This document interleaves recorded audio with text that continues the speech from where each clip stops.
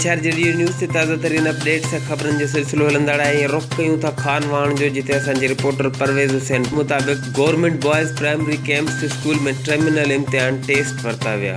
Government boys primary school खानवाण जे हेड master Shafiq Ahmad कूंदर ऐं section हेड master शेमिर Khan कूंदर जी निगरानी में चौथे ऐं पंजे क्लास जा टर्मिनल इम्तिहान वरता विया। चौथे ऐं पंजे क्लास जी रिज़ल्ट भी अनाउंस कई वई। चौथे दर्जे में फिज़ा कनीज़ सहतो अखलाक जोगी किरण नाज़ सोलंकी जवेरा लोहर नंबर 1 पोजीशन हासिल कई, जॾहिं पंजे क्लास में सदाम हुसैन कूंदर, शाकिर कलोड़ो, अरसलान मल्ला ऐं कोमल निसा सोलंकी समेत सभिनी शागिर्दनि नंबर 1 पोजीशन हासिल कई।